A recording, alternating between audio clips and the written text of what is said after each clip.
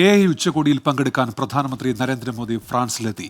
3 ദിവസത്തെ ഫ്രാൻസ് സന്ദർശനത്തിൽ president Emmanuel മക്രോണുമായി Narendra Modi ഉഭയകക്ഷി ചർച്ച നടത്തും. ഫ്രാൻസ് സന്ദർശനത്തിന് ശേഷം പ്രധാനമന്ത്രി അമേരിക്കയിൽ എത്തും.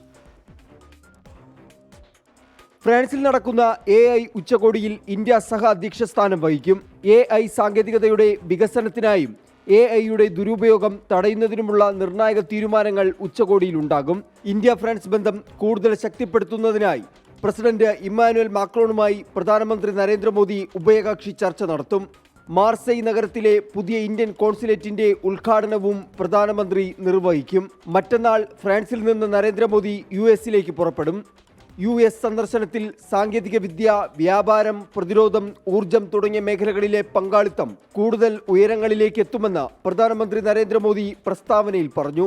ഇരു രാജ്യങ്ങളിലെയും ജനങ്ങളുടെ അഭിവൃദ്ധിക്കായും ലോകത്തിന്റെ മികച്ച ഭാവിക്കായും ഞങ്ങൾ രണ്ടുപേരും ഒരുമിച്ച് പ്രവർത്തിക്കുമെന്നും നരേന്ദ്രമോദി. ഇന്ത്യൻ കുടിയേറ്റക്കാരോട് മോശമായി പെരുമാറിയതിൽ ട്രംപുമായുള്ള കൂടിക്കാഴ്ചയിൽ വിഷയം പ്രധാനമന്ത്രി ഉന്നയിക്കുമെന്നാണ് വിവരം. 12-13 തീയതികളിലാണ് മോദിയുടെ US സന്ദർശനം. 24 ഡൽഹി.